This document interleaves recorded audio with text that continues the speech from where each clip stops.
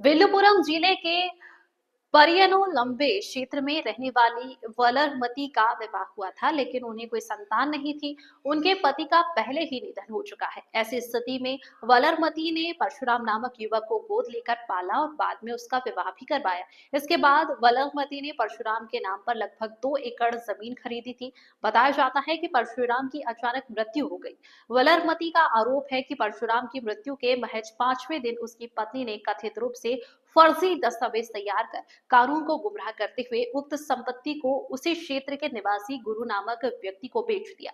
आरोप के अनुसार संपत्ति खरीदने वाले गुरु ने यह कहते हुए कि पूरी जमीन मेरी है, जेसीबी मशीन से वलरमती के घर और जमीन को तोड़ने का प्रयास किया। जब वलरमती ने इसका विरोध किया और कारण पूछा तो गुरु ने जेसीबी चढ़ाकर जान से मारने की धमकी दी। वलरमती ने इसे हत्या के प्रयास का मामला बताया है। पीड़िता ने इस पूरे मामले में संबंधित प्रशासनिक अधिकारियों से तत्काल हस्तक्षेप कर दोषियों के खिलाफ सख्त कार्रवाई की मांग की है। संवाददाता जॉय एबिनेजर की रिपोर्ट। நான் வளர்மதி பேசுகிறேன் ஐயா. பெருநலம்பை எங்கள் வீட்டுக்கார் பேர் மணி. நான் வளர்மதி ஐயா. பிறந்து வளர்ந்து இதிலே வளர்ந்துட்டேன் ஐயா. எனக்கு யாருமே இல்லை, ஒரு இதுவும் கிடையாது ஐயா. ஒரு இது பண்ணி வாங்கின்னு வந்தேன் ஐயா. ஒரு வளப்புள்ள எடுத்து வளர்த்தேன் ஐயா.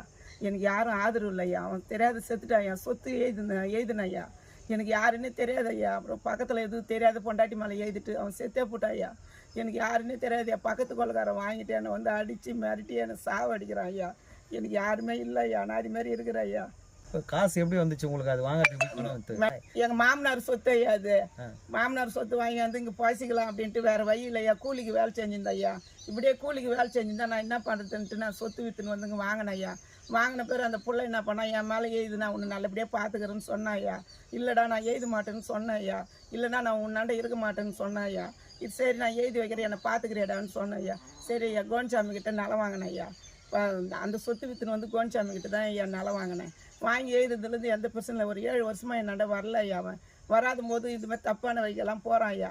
போனதுக்கு இதுமாரி பொண்டாட்டி மேலே எழுதிட்டு எப்படியே போயிட்டு என்னை காப்பாற்ற விடாது அனாதே ஆகிட்டா ஐயா. எனக்கு விற்றுதே தெரியாது ஐயா. இன்றைக்கி பக்கத்து கொள்ளக்காரன் வாங்கிட்டு வந்து என்னை கொடுமைப்படுத்துகிறான் ஐயா. என்னை உடச்சி எல்லாத்தையும் தேசிக்கு வச்சு எல்லாத்தையும் நறுவி நாஸ்தி பண்ணிட்டேன் ஐயா. என்னை காப்பாற்றி விடுங்க ஐயா.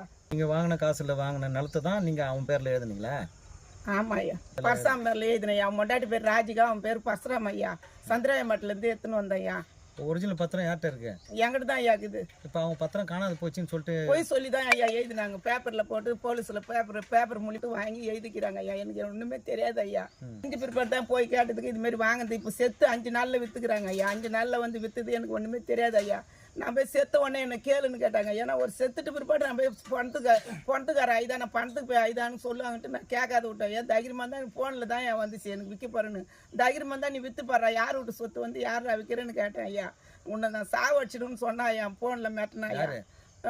நீலகண்டன் அவன் தம்பி மெட்டினா ஐயா. அவன் தம்பி பேர் என்ன? நீலகண்டன். சொத்து வாங்கின ஒரு பேர் என்ன? குரு தான் வாங்கினா ஐயா. அதுக்கு ஒரு தலைவன் ஊர் தலைவங்கிட்ட போய் சொன்னேன் ஐயா. ஏன்டா குழந்தை இதுமாரி நீ ஒரு தலைவன் தானே, இதுமாரி தப்பு செய்கிறாங்களா, இது நியாயமாட்டேன்னா இல்லை சித்தி அதெல்லாம் தப்பு, நீ போய் ஸ்டேஷனில் கம்ப்ளைண்ட் கொடுன்னு சொன்னாங்க ஐயா. சொன்ன உடனே அவனே போய் சுசீன்றவன் போய் அவனே தான் ஐயா எல்லாத்தையும் ஏற்பாடு பண்ணி ரிஜிஸ்டர் பண்ணிக்கிறான் ஐயா. எனக்கு ஒன்றுமே தெரியாது ஐயா. கூட வந்தான் கூட தான் வந்தான். கூட வந்தபடி கூட 2 பேர் தான் வந்தாங்க. ஆனால் பணம் கூட இவங்க கஷ்டம் தான். இவங்க கஷ்டம் தான். சரி விட்டு இவனே துண்ணாம எல்லாம். சரி, எங்கே வேணாலும் சொல்லுவீங்க இந்த விஷயத்தை? எங்கே வேணாலும் சொல்லுவீங்க? கோர்ட்டில் சொல்ல போகிறது. சரி ரைட்டு. சரி நான் சொல்கிறேன் மண்தான் சொன்னேன். சரி சரி ஓகே. நம்ம உண்மைதாங்க பொய்யை சொல்ல போகிறோம். நான் அனுபவிச்சதுனால தான் அந்த கதையை சொன்னேன். இதுமாரி ஆச்சுமா வானாமா அப்படின்னு சொன்னேன். அது இப்போ கேட்கலை. அந்த தூரத்தை நான் சொன்னேன், வானா இதுமாரி செய்யாத அப்படின்னு சொல்லிட்டு இதுமாரி தான் அங்கே நடக்குது. அது கேட்கல, மறந்து போய் சரி யாரும் ஆள் இல்லை. அது துணைக்கு என்ன பண்ணுறது அதுமாரி. என் பேர் மோகன்ராஜ்.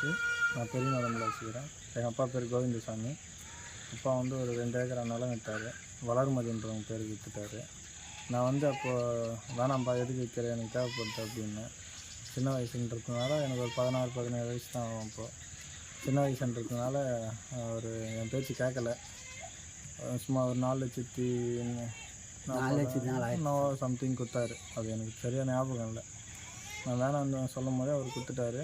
ஆனால் வளர்மதின்றவங்க தான் காசு கட்டினாங்க. அவங்க பேரில் தான் அந்த டாக்குமெண்ட்டு எழுதினாங்க.